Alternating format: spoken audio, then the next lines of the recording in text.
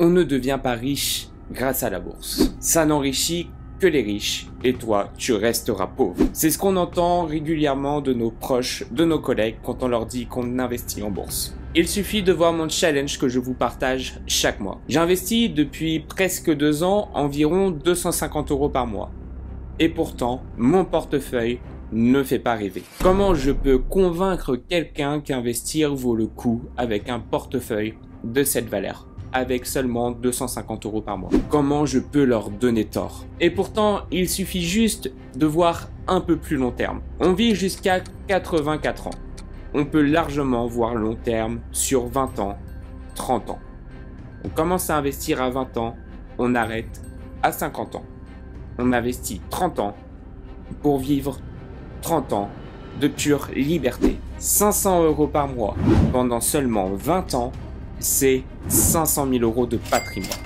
Il suffit d'avoir acheté une résidence principale d'une valeur de 250 000 €, ce qui est une résidence principale classique, et vous avez un patrimoine financier de 750 000 €. De mon côté, je préfère faire un sacrifice de 20 ans, 30 ans et posséder 750 000 € plutôt que seulement posséder 250 000 € qui est la valeur d'une résidence principale. J'obtiendrai donc avec cette méthode, en voyant long terme, une liberté à 40, 50 ans, une liberté financière totale. Donc pour répondre à ce genre de questions, oui, la bourse ne rend pas riche, mais tout dépend de ce qu'on appelle riche.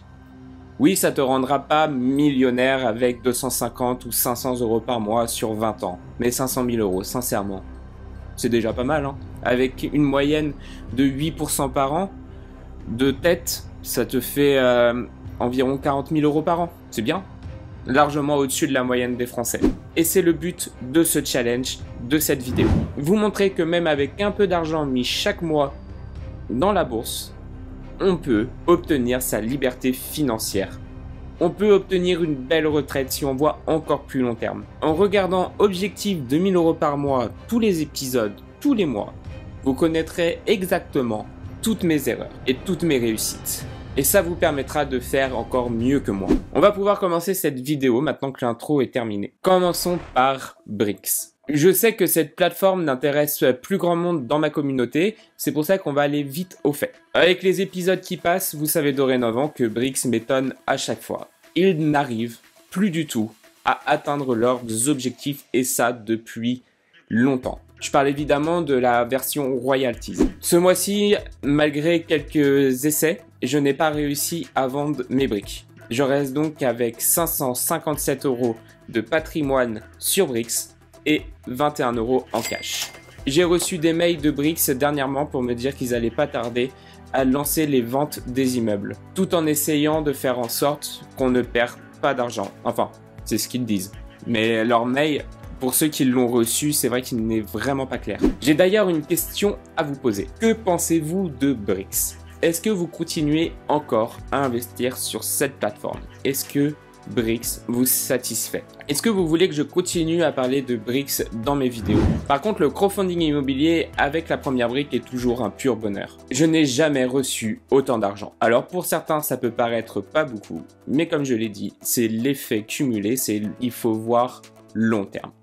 J'ai reçu 31 € net. Ils ont immédiatement été réinvestis ainsi que 50 € supplémentaires. Et des solutions concrètes commencent enfin à être trouvées avec les 3 projets en retard de paiement. En connaissant la crise de l'immobilier que l'on passe actuellement en France, je trouve que je m'en sors plutôt bien avec seulement 3 retards. Je vous rappelle quand même que la première brique c'est 0% de taux de perte et avec une moyenne quand même de 11% de rendement. Alors j'ai eu un commentaire dans ma dernière vidéo qui me disait de bien préciser que les résultats du passé ne prédisent pas les résultats du futur. Et il a tout à fait raison. C'est vrai que je ne le précise pas assez. Alors je vais le faire. Les résultats du passé ne prédisent pas les résultats du futur. J'ai actuellement sur la première brique 913 € investis dans 22 projets différents. Un lien est dans la description si tu veux profiter de 1% supplémentaire sur ton premier projet. Et si tu veux en savoir plus sur la première brique, une vidéo se trouve juste ici où je t'en parle.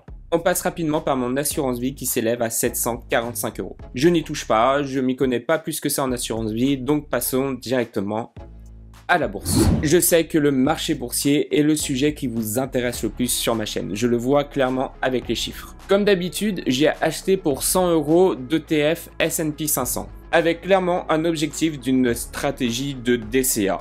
Je vous envoie à ma vidéo qui se trouve juste ici. Je te parle dans cette vidéo des conseils et astuces avant de te lancer dans une stratégie de DCA. Le mois dernier, j'avais acheté une action Visa dont j'hésitais, je vous en avais parlé en vidéo, d'en racheter encore une autre vu que l'action n'avait pas bougé. Et j'hésitais aussi entre acheter une action Google qui avait perdu moins 15%. Alors plus précisément une action Alphabet.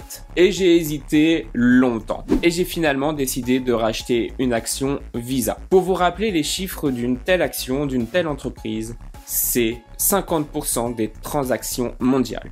C'est 50% de marge. C'est 20% de croissance annuelle. Autant vous dire qu'on est sur une entreprise avec un moat puissant. Une entreprise qui n'est pas prête de s'effondrer et qui est là encore pour très longtemps. Alors au final, pourquoi je n'ai pas acheté Alphabet, une action que tout le monde rêve d'avoir? Parce que moins 15% sur une telle action, c'est quand même une très belle opportunité, il faut se l'avouer. Il faut savoir qu'Alphabet est une holding. C'est la maison mère de Google, mais c'est aussi la maison mère de pas mal de secteurs. 6 secteurs précisément. D'un côté, on a donc les recherches avec Google. On a les biotechnologies, on a des solutions domestiques, on a la fibre et on a des services d'investissement. Et j'allais oublier l'intelligence artificielle. Le problème de cette holding Alphabet, c'est que il n'y a que Google qui gagne véritablement de l'argent. Il n'y a que la partie moteur de recherche grâce au pub. Google gagne de l'argent, ils envoient leur argent dans l'holding Alphabet et qui permettent de financer les 5 autres secteurs qui eux ne gagnent pas d'argent. Ou très peu. Alors c'est sûr, on n'est pas à l'abri qu'une de ces branches finisse par exploser à la hausse et qui finisse par être quelque chose d'extraordinaire. Mais actuellement, c'est seulement Google qui gagne de l'argent chez Alphabet. Une de mes règles principales quand j'investis en bourse, quand j'achète des actions, c'est que l'entreprise gagne de l'argent. Et je ne peux pas me permettre d'investir dans une entreprise dont la rentabilité se fait sur une seule et unique branche. Si Google, par X ou telle raison, devait diminuer ses marges, ça impacterait complètement Alphabet. Donc c'est vrai qu'Alphabet pour le moment ne m'intéresse pas. Alors c'est vrai, peut-être que si je ne le possédais pas dans mon ETF S&P 500, je l'aurais acheté parce que ça reste quand même une entreprise très solide. Mais comme je la possède déjà via un ETF, je ne veux pas acheter une action Alphabet.